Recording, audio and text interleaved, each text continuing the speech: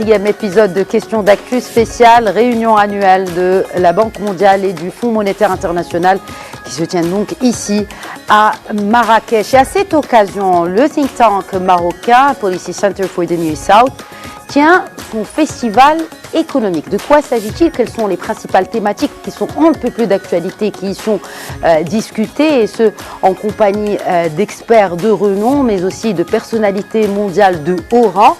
Il s'agit aussi dans cette émission de faire une entrevue exclusive avec le philanthrope et entrepreneur soudanais Mo Ibrahim. Ce sera en deuxième partie d'émission. Mais avant, nous avons quelques questions à poser au directeur général du Policy Center for the New South, Karim Lainaoui. Bonsoir et merci de répondre à nos questions. Bonsoir, déjà, très heureux. Alors, dans un contexte international aussi incertain que celui que nous sommes en train de vivre aujourd'hui, est-ce que vous pensez que les agendas de ces assemblées, tout comme le festival économique du Policy Center for the New South, se sont adaptés à ces instabilités? D'abord, ces instabilités ne sont pas nouvelles. On vit une succession de crises plus ou moins sévères qui ont posé des contraintes de gestion aux décideurs publics dans beaucoup de pays depuis maintenant une quinzaine d'années. J'aurais dit depuis la crise financière de 2008, en passant par la guerre Ukraine-Russie et ses conséquences, la pandémie de Covid, des hausses très fortes des prix des matières premières, des demandes sociales très importantes dans les pays de la région en 2011. Tout cela a mis sous contrainte les politiques budgétaires en particulier. On a dû faire des injections budgétaires massives, donc qui ont affecté les déficits et donc créé de la dette. Donc la dette a augmenté un petit peu partout. On est plus vulnérable donc au choc. On a moins d'espace fiscal. La récente augmentation des taux d'intérêt, en particulier aux États-Unis et en Europe, mais surtout aux États-Unis suite à la remontée de l'inflation, pose aussi des défis pour les décideurs publics. Évidemment, c'est le renchérissement des coûts de financement pour les pays émergents, c'est ce qu'on appelle la fuite vers la qualité, donc les financements reviennent vers des pays type États-Unis plutôt que de s'investir dans les bons obligataires des pays émergents ou à bas revenus. Et donc on a eu un certain nombre de crises de pays qui sont tombés en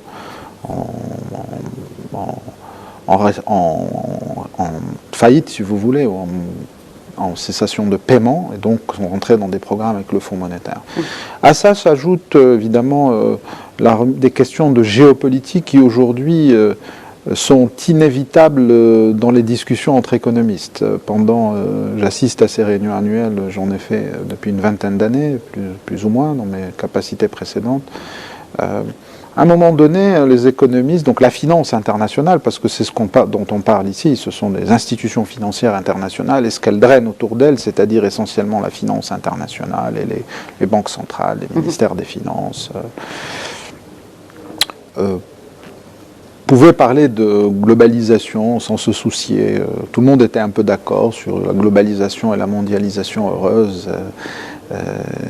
Et donc la politique internationale ne s'invitait de manière très marginale dans ces questions-là. Ce n'est plus le cas aujourd'hui. Donc on parle de fragmentation, de multilatéralisme, de minilatéralisme. Et donc ces tensions au plan global, et en particulier entre les États-Unis et la Chine, ont des conséquences sur ces institutions extrêmement fortes. Puisque n'oubliez pas, ce sont des coopératives, ces institutions, donc mais si vous les dites pays que sont membres. Le multilatéralisme, ces pays sont membres, ce sont avant tout ces institutions de Bretton Woods, ce sont des institutions multilatérales. Le multilatéralisme est en train de se réinventer. Est-ce qu'il n'est pas temps aussi pour ces institutions de se réinventer? Je ne crois pas qu'il soit en train de se réinventer. Il est en train d'être dans la forme qu'on a connue depuis la Deuxième Guerre mondiale, avec une forme pendant la guerre froide et après 90 en fait, et donc la fin de l'organisation du monde en deux blocs, grosso modo, on en voit aujourd'hui vraiment les conséquences, si vous voulez, une trentaine d'années après, en réalité. Et donc le nouveau multilatéralisme, s'il y a, est à inventer. En réalité, aujourd'hui, on est dans un monde un peu de désordre, de défiance, de multiples alliances, auquel se superimpose une multiplicité de crises complexes, et donc ces institutions ne sont pas immunes de ces dynamiques-là. Maintenant, elles sont pertinentes et elles restent pertinentes. Ce sont des institutions qu'il faudrait inventer si elles n'existaient pas. Elle la montre notamment le Fonds monétaire, qui l'a bien montré, mais aussi bien sûr la Banque mondiale, mais le Fonds monétaire, puisqu'il gère plus davantage pour gérer les crises de court terme, dans le cas de la pandémie de Covid, où il a un rôle très important pour beaucoup de pays, et la Banque mondiale reste aussi pertinente pour le financement du développement. Et je crois qu'il y a consensus sur l'importance de ces institutions qui sont des biens publics à l'échelle globale, qui sont pour le Fonds monétaire un mécanisme d'assurance collective, en réalité pour des crises de balance des paiements, crises de change, crises économiques. On met ensemble une réponse collective au lieu de s'assurer soi-même, ce qui est souvent plus coûteux, qui ne fait pas de sens, notamment pour les pays à revenus intermédiaires ou les pays à bas revenus. Et donc l'Afrique veut que ces institutions soient fortes, mais on les veut plus larges, avec une capacité de financement largement supérieure, et qu'elles accompagnent la transformation structurelle de l'Afrique, la transition climatique, et ça demande donc des financements très importants, à la fois du côté développement, donc à long terme Banque mondiale, et le Fonds monétaire sur sa gestion, son mécanisme d'assurance en cas de gestion de crise, mais aussi qu'il doit réinventer sur une coordination, un partenariat pour faire levier, si vous voulez, sur les financements de la Banque mondiale et attirer les capitaux privés. Donc c'est ça la réinvention de ces institutions. Il y a derrière plein de choses techniques qui se posent sur le capital, sur qui finance, comment financer, quel type d'instrument. On n'a peut-être pas le temps de rentrer dans ces technicalités, mais c'est ça l'enjeu fondamental. Il n'y a pas de remise en question, de mon point de vue, de ce que j'en comprends, de ce que j'en connais, de ces institutions-là. Au contraire. Et on veut qu'elles soient plus fortes, plus robustes, plus, disons, démocratiques, mais pas pour des raisons simplement de morale, c'est-à-dire plus de représentation, plus de voix de l'Afrique au board. C'est pas ça la réponse. C'est peut-être, mais ça me semble pas être prioritaire. Ce qui me semble être prioritaire, c'est qu'elle soit efficace, que les financements pour l'Afrique soient multipliés par 10, par 15, par 20, par 30, qu'on arrive à faire levier sur ces institutions pour crowd-in, pour que le financement privé, le capital privé s'investisse massivement en Afrique pour répondre aux besoins, immenses besoins en infrastructure, en éducation, en santé, en émergence d'industrie, etc., si vous voulez. Donc ça paraît être ça l'enjeu. Il y a une prise de conscience. On commence à être écoutés sur ça, nous, Africains, nous, think tanks, qui travaillons avec un groupe de 25 think tanks ou 30 think tanks africains à pousser ces questions-là. C'est la réunion dans laquelle j'ai participé juste avant de venir vous voir avec la directrice générale du Fonds monétaire et l'ensemble des membres du board, où ils nous ont écoutés. Donc on était 4 ou 5 think tanks. Les think tanks aujourd'hui sont écoutés oui, je pense que... Au sein de ces institutions qui, elles-mêmes, publient des rapports et des podcasts. En fait, ce sont des institutions analytiques. Vous savez, le Fonds monétaire, un des mécanismes centraux du Fonds monétaire, c'est la surveillance macroéconomique et financière, donc des politiques monétaires, des politiques budgétaires et de la stabilité financière. Donc on accepte, quand on est membre de la coopérative, que le fonds regarde ce qu'on fait. Tout comme la Banque mondiale regarde ce qu'on fait en termes de gouvernance, de politique publique. Voilà, gouvernance, un business climate, des choses comme ça. Le Fonds monétaire, lui, regarde la politique macroéconomique.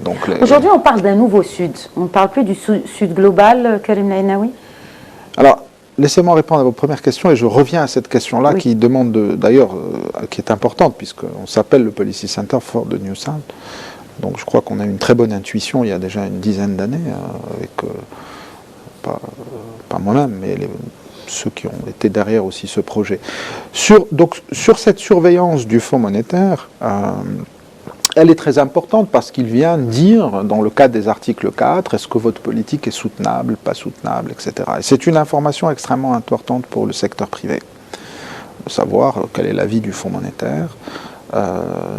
Mais ça ne permet pas aujourd'hui de faire levier sur le financement du développement, si vous voulez. Il n'y a pas aujourd'hui de bonification évidente, claire, par rapport à une économie extrêmement bien gérée, on n'a pas trouvé de mécanisme pour attirer massivement le capitaux privé. Et la proposition que nous faisons, c'est que ces institutions devraient créer des instruments.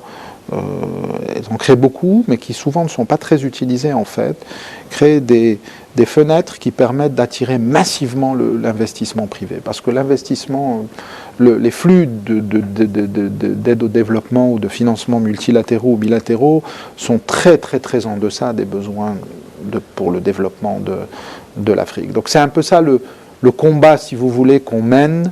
Et franchement, ils écoutent parce qu'ils sont en recherche d'idées aussi. Évidemment, c'est très compliqué parce que souvent, une problématique s'y se pose, et là, ce sont des anciens collègues pour beaucoup d'entre eux, les institutions pour lesquelles j'ai la sympathie, et en passé quand même pas mal d'années de ma vie. Ça, ce sont des questions d'ordre politique. Et souvent, le directeur général du Fonds monétaire se retrouve à débattre de ces questions-là avec en face de lui des techniciens, mais avec tout le respect que j'ai pour ce mot, des technocrates ou des ministères des Finances et des banques centrales dont le mandat est beaucoup plus restreint, si vous voulez, et ils sont dans leur rôle. Et donc il faut revenir un petit peu à quand on a créé ces institutions en 1945, avec tous les débats qu'il y a eu sur les institutions de Bretton Woods, Keynes, etc. Et si vous voulez, recalibrer un peu les chartes pour les ramener à ce niveau, au niveau approprié pour apporter cette réponse au développement de l'Afrique. Donc à mon sens, il doit y avoir une reprise par les plus hauts niveaux politiques dans les pays de ces sujets-là. Et je voudrais vous dire que ce n'est pas un hasard que ça se passe au Maroc, d'ailleurs. C'est pas un hasard, et ça fait le lien avec votre question d'après, sur Sud global, Nord, Nouveau Sud, voilà. Alors, donc nous, ce qu'on dit, c'est que le Nouveau Sud, c'est ni le Sud global, ni le Nord, bien sûr. Le Sud global, qui est pratiquement un peu, dont une partie est assez idéologique dans son opposition au Nord. En fait, c'est une nouvelle opposition au Nord menée par les grands pays émergents, en particulier la Chine, dans le contexte des BRICS également, qui se crée une alliance plutôt narrative qu'opérationnelle à ce stade, avec peu de mécanismes, et un nouveau Sud comme le Maroc, qui ne veut pas nécessairement choisir, et d'autres, entre ces deux pôles, si vous voulez, du Sud global ou du Nord, mais qui entretient des relations, et on n'est pas les seuls, il y a beaucoup de pays qui... Donc c'est un peu comme ça que je définirais ce nouveau Sud, qui nous correspond bien, c'est-à-dire un pays du gouvernement raisonnable, au sens de John Locke, un pays sage, ouvert, et le fait que des réunions de cette nature se tiennent ici a fait consensus immédiatement quand le Maroc s'est porté volontaire. Je crois que c'est très important, et le fait que la Coupe du Monde se tienne ici va un peu dans le même sens, si vous voulez. C'est notre posture qui commence à être très bien perçue internationalement, et de se rendre compte qu'il y a une place au milieu de ce désordre et de ces frictions, de ce bras de fer il a sa place, ce Nouveau Sud, dans cette fragmentation internationale aujourd'hui qu'elle est sans devoir choisir. Oui, je crois, il a sa place, il a sa voix, qui est une voix, encore une fois, assez raisonnable, avec un intérêt fort, par exemple, pour nous, pour l'Afrique. Sans prendre position. Exact, voilà. On est en train justement de voir, surtout quand on voit par exemple là ce qui se passe au Proche-Orient, donc on voit les pays qui se positionnent, disons-le ainsi, on est contre ou on est pour. Il y a des pays qui sont ni pour ni contre, ils sont pour peut-être la justice, pour le développement de ces régions-là. Et je crois qu'il y a aussi une demande quelque part, peut-être, si on va peut-être oser un mot, de sagesse, si vous voulez, de cette nature. Et c'est extrêmement bien incarné au Maroc par Sa Majesté, le roi, et parce qu'est le Maroc dans son histoire, dans tout simplement ce qu'il est. Ça l'est aussi par d'autres pays. Je n'ai pas envie d'en citer, mais parce que j'en oublierais certains et ce serait un peu réducteur, mais il y en a d'autres. Et une forme d'humilité, de modestie par rapport à ce qu'est le monde, à ce que sont les risques, à ce qu'est le désordre. Et aussi une très bonne compréhension des autres, je crois, et comprendre que ceux qui sont davantage défiés, c'est nos amis du Nord, en réalité, qui se retrouvent défiés, qui se retrouvent tomber un peu de leur piédestal stratégique, qui perdent leur rente monopolistique, leur rang stratégique, monopolistique qu'ils avaient. Et nous les comprenons, nous savons que c'est difficile pour eux. C'est plus difficile pour eux que pour nous, en fait, qui trouvons davantage d'espace, et pour d'autres qui sont plus assertifs, plus agressifs que nous, et qu'on appelle aujourd'hui un petit peu ce Global South, dans lequel je crois que le Maroc ne se retrouve pas particulièrement, ou beaucoup d'autres pays ne se retrouvent pas, puisqu'il y a cette composante idéologique d'opposition aux pays avancés, en particulier aux pays du Nord, pour résumer, des pays de l'OTAN, voilà, globalement, dans lequel on se retrouve. Vous pouvez trouver dans les pays d'Amérique latine beaucoup ça aussi, pays qui sont un petit peu en retrait de ce genre de... Mais en même temps, il faut s'engager aussi. Donc, on a besoin d'engagement dans ce contexte un peu difficile. Donc, ces institutions ne sont pas immunes, si vous voulez, par rapport à ces grandes transformations du monde. Et pour qu'elles se transforment, à mon sens, ce que j'observerai de près, c'est à quel niveau politique, si vous voulez, les changements qu'on souhaite opérer sont traités, si vous voulez. Donc, à ce stade, à mon sens, il y a possibilité de changement interne sous la houlette des directeurs généraux des institutions, mais ils ont un board composé des politiques, mais ça ne suffit pas. C'est vraiment au plan politique de ce qu'on veut faire de ces institutions dans ce monde, si vous voulez, tel qu'on vient de le décrire extrêmement rapidement ensemble. Donc c'est de ça qu'on essaie de parler à notre festival économique. On a deux activités, une activité Emerging Market Forum, dans laquelle on a des discussions un peu de haut niveau de cette nature, un peu globalisante mais importante, et dans le cadre du festival économique, on a des discussions plus techniques, plus centrées sur des mécanismes, sur la situation globale, l'inflation, les politiques budgétaires, la stabilité financière, la croissance, le climat. Voilà. Et vous êtes en ligne avec les orientations de ces institutions, vous pensez, quand on parle de politique budgétaire, de croissance, déjà ces deux termes-là, et on voit ce que fait aujourd'hui le durcissement des politiques monétaires un peu partout. Il y a de l'inflation, il faut bien lutter contre l'inflation. Mais du coup, décélérer la croissance. Pas nécessairement, c'est ça l'art de la politique monétaire.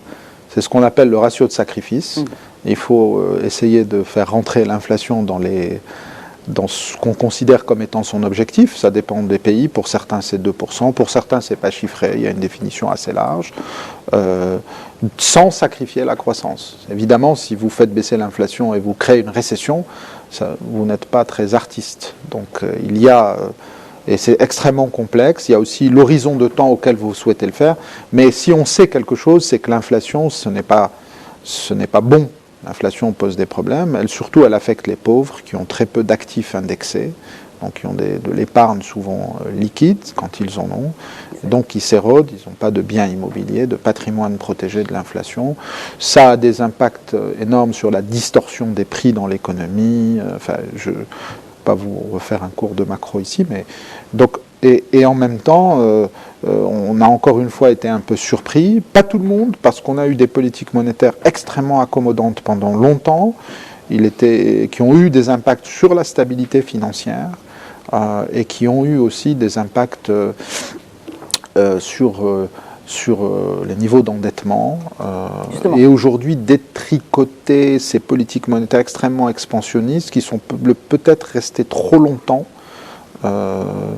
dans cette orientation, qui ont créé des problèmes du côté de la stabilité financière. Dès qu'on a voulu monter les taux, on a eu des impacts sur certaines institutions bancaires, vous avez suivi ça. Donc tout ça est extrêmement lié, et il faut faire attention aux modes, en fait, si vous voulez. Il y a aussi des modes, un discours dominant dans ce domaine-là, qui est porté par les grands pays de l'OCDE, et peut-être parfois qui manque de discernement, ou qui est un petit peu trop égoïste, c'est-à-dire centré sur leurs propres problèmes, alors que qu'on est tous, l'économie étant globalisée, liée, on est tous touchés. Donc là aussi, les mécanismes de coopération sont essentiels, et dans le contexte du Fonds monétaire ou du Financial Stability Board, c'est ce genre de type de discussion qu'on doit avoir, extrêmement technique, extrêmement complexe.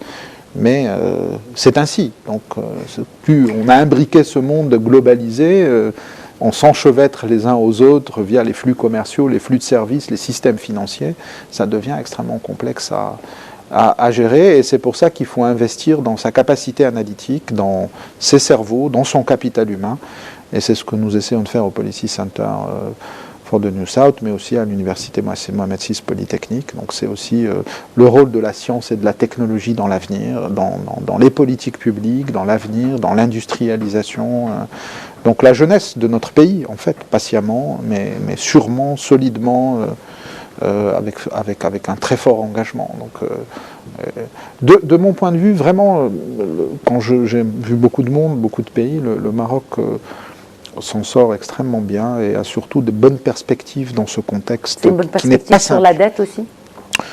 Oui, l'essentiel de notre dette est une dette interne, donc des libellés en dirhams, donc on est moins affecté par les variations de taux de change, puisqu'on a une dette externe à des niveaux soutenables. Il faut être prudent, il ne faut jamais relâcher la garde sur ces aspects-là. Il faut gérer ça de manière en bon père de famille, comme on dit, ou mère de famille, de manière très prudente. Restez vigilants, acceptez les discussions, la contradiction, le débat. Je pense que ça me paraît très important, le dialogue.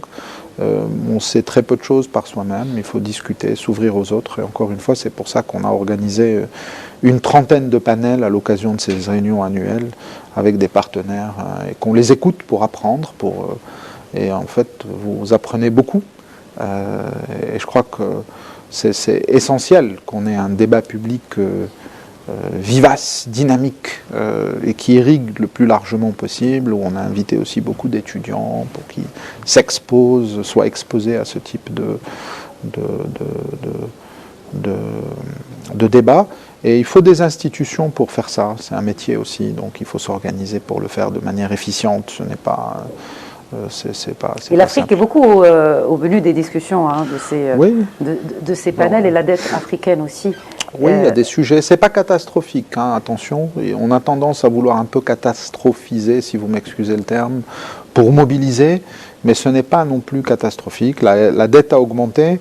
La crainte, c'est qu'on ait un arbitrage croissance-remboursement de la dette qui se fasse au détriment de la dette, de la croissance.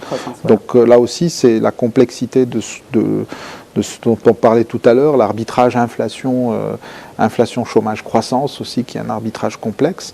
C'est un peu la même chose, mais en même temps, la pire des choses serait d'effacer la dette, parce que je crois que c'est pas bon, parce que ça peut aussi récompenser la mauvaise gestion.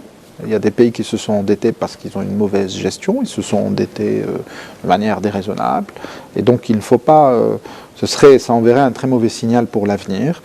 Ça va aussi gréver les bilans d'un certain nombre d'institutions, et si on le fait notamment du Fonds monétaire ou de la Banque mondiale, ce qui n'est pas sain de mon point de vue. Donc il y a l'exemple de la Zambie, donc par exemple récemment, donc on rééchelonne la dette, il peut y avoir des éléments de dons qui viennent baisser les taux d'intérêt. L'important, c'est d'avoir des flux nets positifs, même si on rembourse, qu'il y ait des nouveaux flux. Donc l'idée, c'est d'éviter les flux négatifs. Les flux nets négatifs, c'est que vous remboursiez plus que vous ne recevez. Donc là aussi, c'est des questions extrêmement techniques, mais il faut se départir des choses un petit peu populistes en disant il ne faut pas payer la dette, etc. Je ne crois pas que ce soit des bonnes pratiques, et ça crée aussi une mémoire par la suite. Si vous faites ça, vous avez aussi les investisseurs privés qui s'en souviendront, et si vous leur faites ce qu'on appelle des haircuts, des cotes très importantes, ils s'en souviennent. Donc je crois bon, il y a un certain nombre de discussions, il y a ce qu'on appelle le Common Framework, mais qui ne marche pas très bien, qui essaye de résoudre ces questions-là. Il y a là aussi des divergences très importantes entre des institutions multilatérales, Banque mondiale en particulier, leurs principaux actionnaires, et la Chine. Donc il y a la Zambie étant un premier cas d'entente, mais ces choses-là demanderont à être travaillées. Donc je crois mais pour un pays comme le Maroc, il faut éviter d'aller là, si vous voulez de se retrouver là. Donc c'est d'où la gestion. L'équilibre des agrégats macroéconomiques, dont la dette, je pense que il est très surveillé de près, d'abord par les instances marocaines, avant les instances internationales et multilatérales. Alors, vous avez parlé de gestion de ces dettes, ou en tout cas des gestions des deniers publics qui mènent certains pays africains à la dette. Alors, il se trouve qu'après vous, je reçois sur ce même plateau Mo Ibrahim, dont la fondation, qui porte le même nom, avait lancé il y a quelques années, si je veux dire même il y a quelques décennies, c'est un indice. Bonne gouvernance, oui. La bonne gouvernance. Oui. Alors, justement, ma question est très simple, Karim Menawi. Aujourd'hui, la bonne gouvernance, et d'ailleurs c'est cité souvent dans tous les rapports de la Banque mondiale, on le sait, et c'est pointé du doigt pour les 54 pays de notre continent. Est-ce une épée de Damoclès aujourd'hui sur les pays africains, cette bonne gouvernance? Qu'est-ce que c'est déjà qu'une bonne gouvernance, ou c'est le talon d'Achille de notre continent?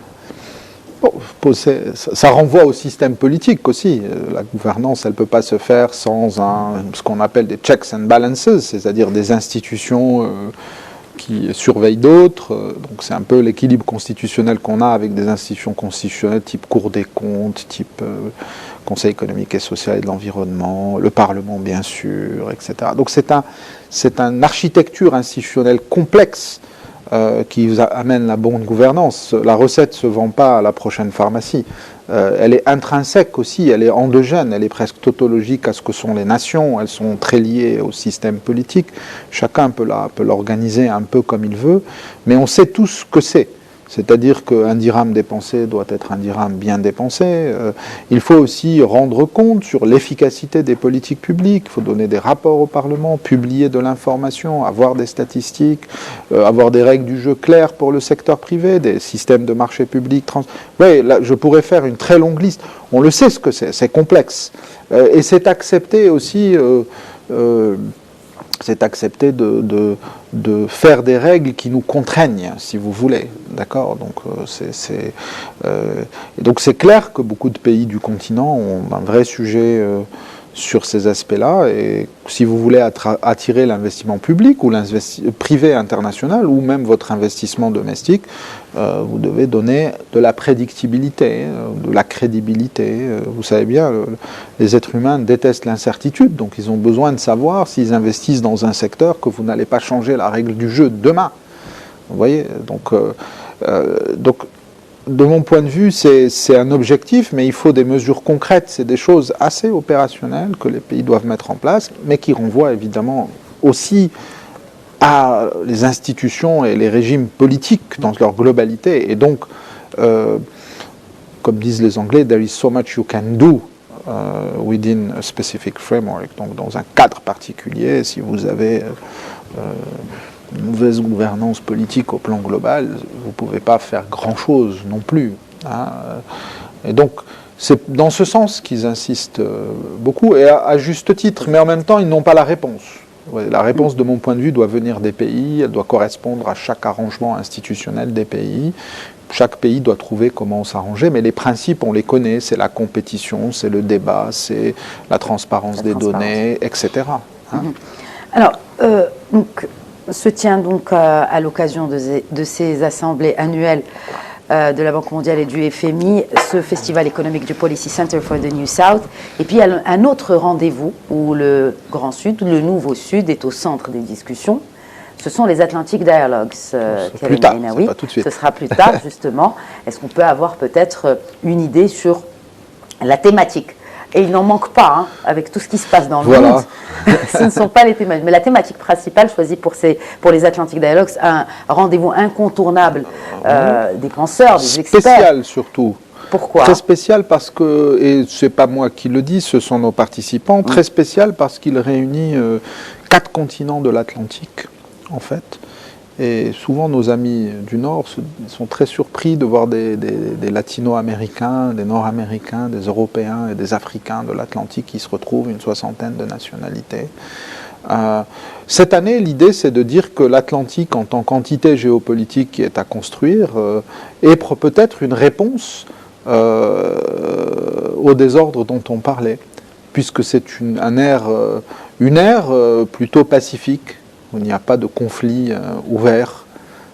Et donc c'est un peu ça qu'on va proposer au débat, et le Maroc est assez actif sur cette question de l'Atlantique. Donc je crois qu'on a quelque chose là aussi à apporter. Donc ça suppose beaucoup plus d'engagement probablement des Latino-Américains, et L'engagement de l'Atlantique Nord, je crois, est là. Les Américains ont nommé un envoyé spécial ambassadeur sur les questions de l'Atlantique. Les choses sont en train de bouger. On attend aussi les Européens sur ce sujet et un engagement des grands pays de l'Amérique latine, Mexique, Brésil et autres, notamment Argentine. Quand on voit ce qui se passe effectivement en Indo-Pacifique, il est temps exact. Voilà. Donc encore une fois, une intuition intéressante, l'intuition du Nouveau Sud, d'une dizaine d'années, cette intuition aussi de l'Atlantique, et encore une fois, des intuitions qui ne nous appartiennent pas, qui ont une émergence collective aussi. L'écoute et le dialogue. Oui, je crois que c'est ce qu'on essaye de créer, l'écoute, le dialogue, le débat, on essaie. Oui, c'est aussi les politiques publiques doivent être un peu construites de cette manière. Le message est clair. Merci beaucoup, Karim Aylan. Merci, toujours un plaisir et à bientôt, Inch'Allah. Merci. Inch'Allah. Merci. Merci donc de nous avoir suivis. C'était la première partie de ce Question d'actu spéciale Assemblée annuelle de la Banque mondiale et du FMI. Tout de suite, interview exclusive avec Mo Ibrahim. À tout de suite.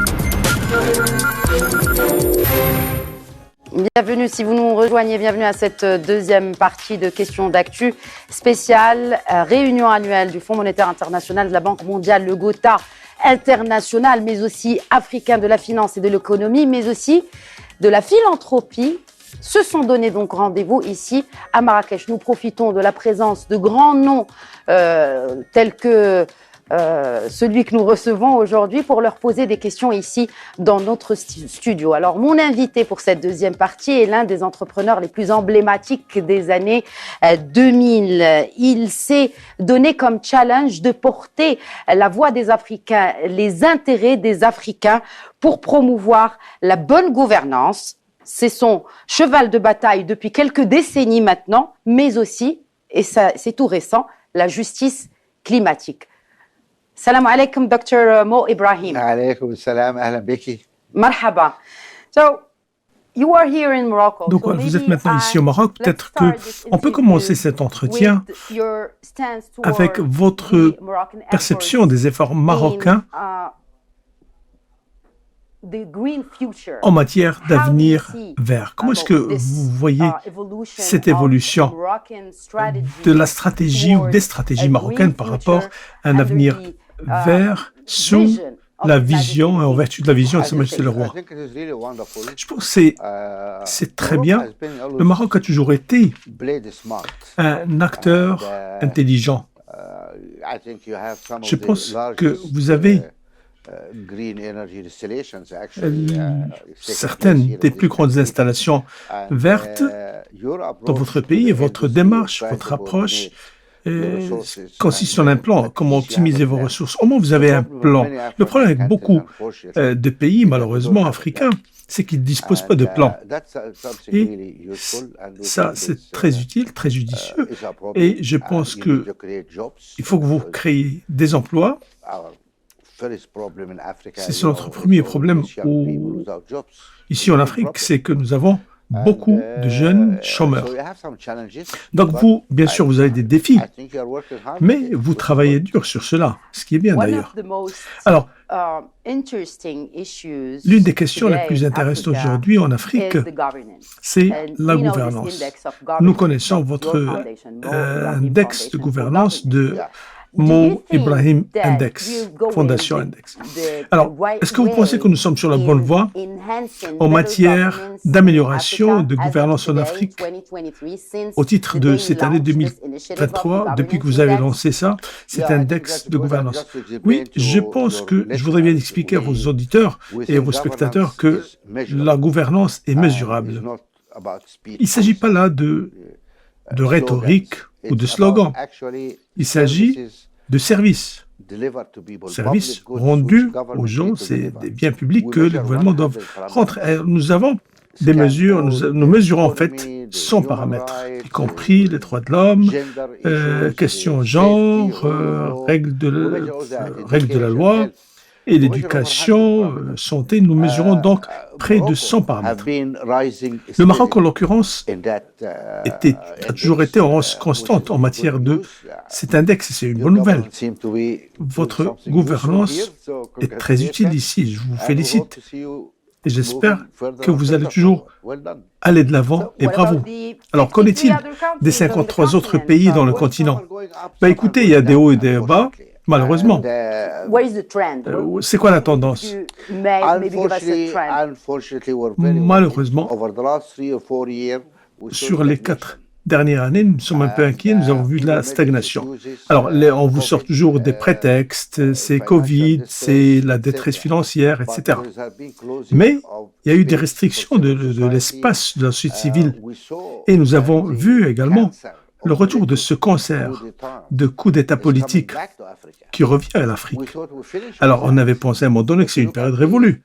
Mais voyons un petit peu ce qui se passe maintenant dans l'Afrique de l'Ouest et le Sahel, ce qu'on appelle les pays de la francophonie. D'ailleurs, j'aime pas trop le terme. Alors, qu'est-ce qui se passe là-bas? Ce qui se passe, c'est que il y a des attitudes contre la France, la francophonie.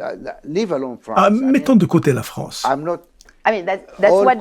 Mais c'est ce que réclament les populations.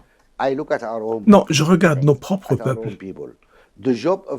Alors, l'armée doit être dans les casernes pour défendre le pays, pas venir dans la capitale et s'accaparer du pouvoir et attaquer les civils.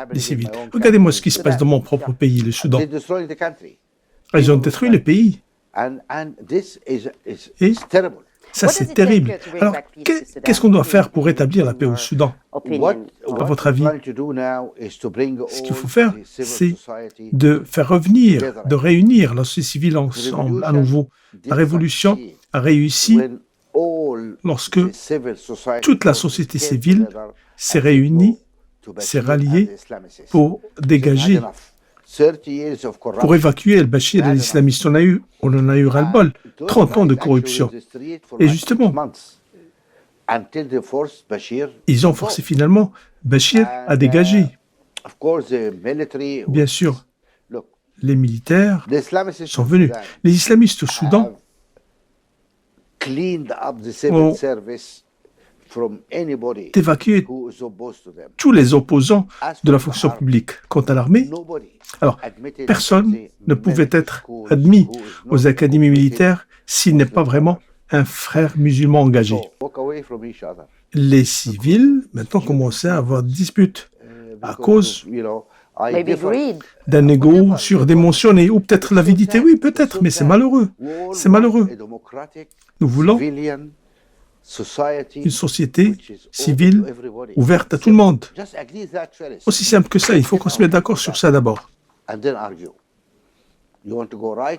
Et puis on va voir par la suite si vous voulez à la droite ou à gauche, là on peut en parler par la suite. Mais et c'est ça le problème des intellectuels soudanais malheureusement. Alors justement parlons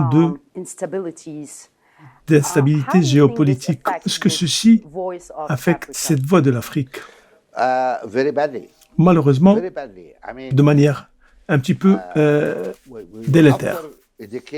Après une décennie ou même plus d'une décennie de progrès, où nous avons vu la dictature militaire s'effondrer, et alors que les civils viennent au pouvoir, nous avons eu des limites de mandat qui s'appliquent. Vous êtes en poste pendant 2 mandats et puis vous partez. On a vu commencer à amender la Constitution, faites ceci, faites cela, c'est quand même pas normal. Et ça, c'était malheureux.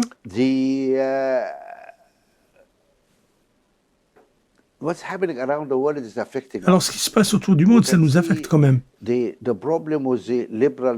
On a vu que la démocratie libérale à travers le monde était en problématique. On voyait les États-Unis et on commençait à se dire, qui c'est Trump? Si Trump peut le faire, pourquoi pas nous? Pourquoi on ne fait pas autant? On a vu finalement l'émergence de la loi du plus fort, l'homme fort. Regardez combien de personnes autour de vous qui sont fortes. Ce n'est pas uniquement le Premier ministre russe ou le président russe. Vous avez en Inde, vous avez en Turquie un homme fort. Vous voyez la Pologne, la Hongrie. Il y a un effondrement de l'ordre libéral. Vous voyez les États-Unis, le Congrès, il est inopérant. Et ça donne un prétexte pour mauvaise conduite pour nos propres personnes. Alors quand il y a l'ordre mondial qui s'effrite, alors ça donne excuse pour la mauvaise conduite. Nous sommes un petit peu isolés, nous passons une période très difficile. Alors, compte tenu de tout cela, et cette voix africaine qui a du mal à se faire entendre sur l'échelon international, et puisque vous avez toujours plaidé en faveur de cette justice climatique, alors ceci ne serait pas possible pour l'Afrique s'il n'y a pas suffisamment de financement. Ce financement, alors voyons un petit peu les chiffres. L'Afrique est parmi les continents les plus vulnérables en matière de changement climatique. Alors selon la recherche, elle ne reçoit que 12% du financement annuel requis pour faire face à ce changement climatique. Alors, on a proposé un régime fiscal mondial à Nairobi.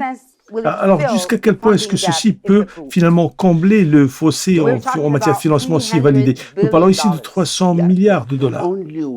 Alors, la seule façon, si vous voulez vraiment faire face à ce problème, et c'est finalement un désastre, ce changement climatique, parce que ça va nous extirper. Nous sommes sur la mauvaise voie. La seule façon de faire face à cela, c'est de faire usage des forces du marché. C'est le marché qui est en fait puissant. Seule la taxe sur la carbone peut nous sauver. Si chaque pays doit payer pour toute consommation excessive, alors comme ça on aura les fonds pour payer ceux qui n'émettent pas beaucoup d'émissions de carbone, qui ne polluent pas. Pour l'instant, nous émettons quelque chose comme 37 milliards de tonnes de carbone annuellement. Peut-être nous aurons besoin de 24 ou 20 si l'on espère réduire la température mondiale. Alors nous avons des milliards de personnes sur la planète. Tout le monde, vous, moi, mes enfants, tout le monde, à pas plus par exemple de 3 tonnes par an. Ça, c'est notre quota individuel. Alors on va dire oui, on va dire à l'Europe, vous émettez 6,5 par personne. Donc vous êtes 450 000 personnes multipliées par 3,5 tonnes, donc c'est l'excès multiplié par tant de tonnes. Alors vous allez devoir payer cela par an. Et on va venir à vous dans votre pays, l'Ouganda par exemple. Vous n'émettez que une demi-tonne. Alors vous êtes un bon élève. Donc voilà, on vous donne de l'argent pour le reliquat. Qui c'est qui doit donner cet argent? Est-ce que c'est une façon facile pour convaincre les grands pollueurs? On parle de justice climatique. Quand vous parlez de justice climatique, ça c'est la seule façon équitable pour le faire. Et les gens doivent comprendre cela, parce qu'ils sont des polluants. C'est eux qui ont inventé le marché. Ils ont inventé le marché. Ils nous ont convaincus, nous tous, par rapport à ce marché. Nous parlons de changement, etc. D'accord. Eh bien, utilisons le marché. Vous consommez, vous payez ce que vous consommez. L'eau, par exemple, cette eau, ça coûte 1 dirham par verre. Si j'en prends 3, je paye 3 dirhams. Je le comprends, je l'accepte. Vous êtes dans un supermarché, vous achetez quelque chose, vous payez ce que vous achetez. De la même manière, il y a un quota pour la carbone. Si vous consommez trop, donc vous allez payer pour cela. De cette manière, vous mettez de la pression sur les polluants, pour les pollueurs. Ben, faites ce que vous voulez pour réduire cela si vous voulez. Et puis, les pays en voie de développement vont recevoir des fonds pour les aider à rester verts, parce qu'on veut rester vert. Alors, ça, c'est les forces du marché. Tout le monde comprend cela. Il n'y a pas une personne à l'Occident à qui j'ai parlé ça qui m'a refusé ça. Ils m'ont dit oui, ça c'est bien. Alors où sont les fonds? Il n'y a personne qui veut parler de ça. Et ça relève de l'égoïsme des polluants. Ils préfèrent dire, écoute, je vais vous promettre 100 milliards de dollars. Puisque c'est une promesse, ça relève de la charité. Vous, les pauvres, je suis désolé pour vous, je vais vous donner 100 milliards de dollars. Mais, vous savez, cette année, j'ai quelques problèmes, je peux le faire. Désolé. On reporte. Peut-être l'année prochaine, je peux le faire. Alors, parce que eux, ils pensent que c'est une charité. Non, on ne veut pas que ce soit une charité. C'est la règle du jeu, règle de la loi. Vous avez lancé cette fondation, Europe-Afrique. Comment est-ce que vous pensez que cette initiative fait valoir la voix de l'Afrique pour qu'ils entendent cela? Oui, absolument. Nous sommes engagés avec ces gens. On utilise la fondation. Par exemple, au sommet Europe-Afrique, qui a eu lieu il y a un an de cela, et on les a confrontés par rapport au gaz africain, parce qu'il y avait la COP de Glasgow, et ils ont dit on ne peut pas assister des investissements en gaz. Et on a dit désolé, mais vous utilisez la moitié du gaz africain et vous utilisez aussi le gaz russe. C'était 6 jours avant l'invasion. Et vous nous dites à nous qui avons 600 millions sans énergie. Et puis ils ont commencé à dire non, ils ont changé. Bien sûr, est venu le problème, la question de l'Ukraine, et tout le monde est venu en Afrique pour essayer de recueillir du gaz. Mais bon, en tous les cas, nous leur avons fait face par rapport à la question, nous en tant que fondation, parce que on a parlé des flux financiers illicites. Les multinationales ne payent pas suffisamment de taxes, ou presque pas. Pourquoi? Parce qu'ils évaluent mal les produits et puis ils déplacent les bénéfices. Et ils savent cela, tout le monde le sait. L'Europe a découvert cela, l'Occident a découvert cela quand les grandes entreprises technologiques ont fait la même chose dans leur propre pays.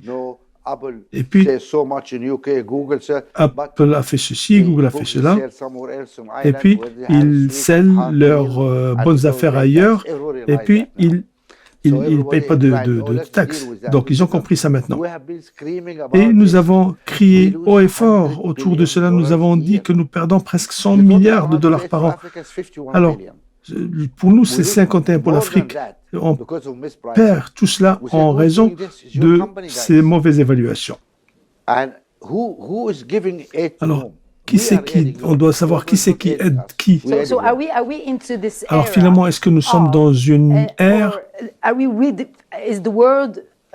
ou est-ce que le monde est en cours de redéfinition de ses relations entre l'Europe et l'Afrique aujourd'hui? Oui. Je pense qu'il y a toute une réinitialisation de relations en cours et le processus a été amorcé. Le processus a été amorcé. Nous sommes une société civile. Nous utilisons cette fondation pour parler aux deux côtés. Et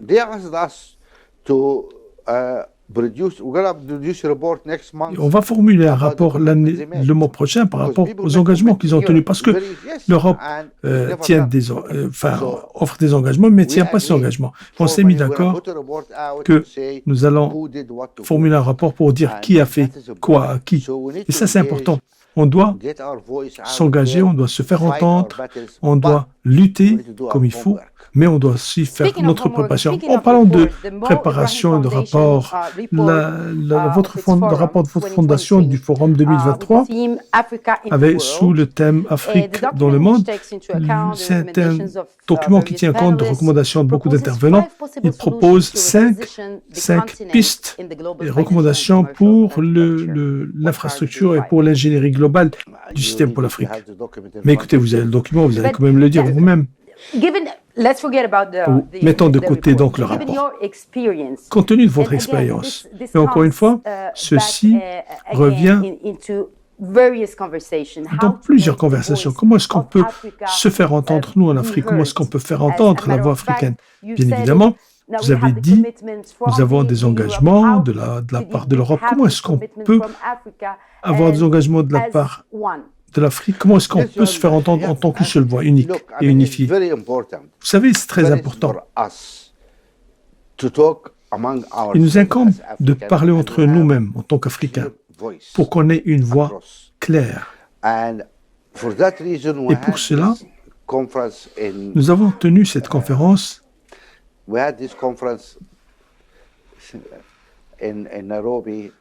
en Nairobi sur le climat. Parce que nous avons une conférence COP imminente, 1er décembre, et la voix de l'Afrique n'a jamais été entendue. Il n'y a personne qui nous entend, nous n'avons pas de voix. Parce que tout le monde sort ses parents. Nous sommes petits, nous sommes des États petits, il faut l'accepter. Nous sommes 54 petits États. Mais nous avons l'Union africaine. Oui, mais l'Union africaine doit rallier une seule position pour l'Afrique. Et cette question doit être abordée. Bien sûr, l'UA a des ressources pour faire cela. Et on doit avoir une voix cohérente. C'est pour ça que ce gens étaient là, beaucoup de leaders étaient là. Il faut qu'on produise une voix cohérente. Je dis, mais écoutez, il faut qu'on aille avec 3 ou 4 points, c'est tout. Voilà, on a besoin de ceci, cela. Et c'est ça la position africaine. Chaque leader africain doit lire dans la même partition. Comme ça, on fait entendre notre point de vue. Mais il faut aussi qu'on se prépare au niveau de l'Afrique. Et il y a beaucoup de choses à faire en Afrique pour cela. Et vous allez toujours plaider pour cette cause. On n'a rien à faire autre que cela. Merci beaucoup, Khadija. Je suis très reconnaissante. Merci beaucoup.